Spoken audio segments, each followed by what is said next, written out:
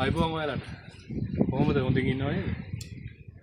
අපි අද යන්න හදන්නේ රසවත් පළතුරක් රස බලන්න. ඇත්තම මේ සබහාදාමේ මහා අමුතු ආශ්චර්යමත් දේවල් තියෙනවා. ඉතින් ඇත්තටම අනෝදා ගණයට අයිති වෙන පළතුරක් තමයි මේක. මං හිතන විදිහට නම නම් මං තාම හොයාගත්තේ නැහැ. නම හොයනවා තාම. දැන් අවුරුදු 6-7ක් විතර වෙනවා මේ ගහට.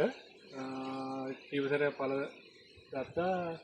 අද වෙනකොට විශාල විදිහට පළ හැදිලා තියෙනවා.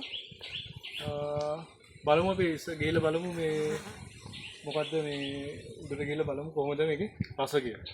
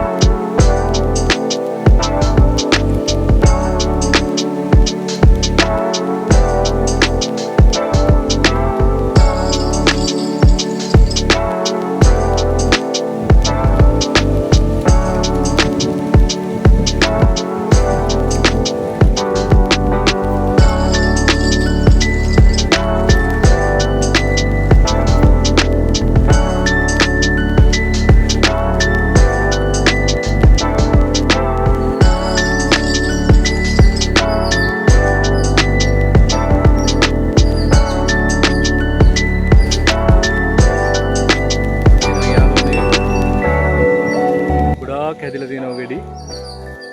අපි එනම් ගෙඩියක් කාලා බලමු කොහොමද මේකේ රස කියලා. හරි එහෙනම් දැක්කනේ අපි මේ පළතුරු අලුත් පළතුරු ගැන දැක්කනේ හැමෝම. එහෙනම් අපි බලමු මේකේ රස බලමු. දැන් ගෙඩියක් කාලා බලමු කොහොමද තත්ත්වය.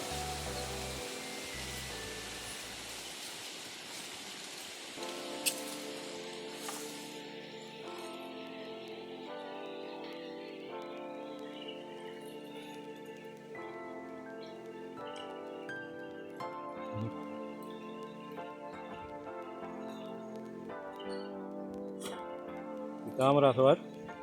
ඒ වගේම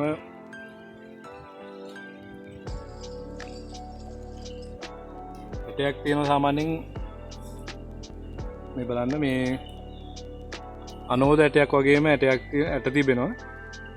ඉතාමත් රසවත්. ඊට වැඩි කුඩා රසවත්. ඒ වගේ ඇඹුල් නැහැ. හරිම රසවත්.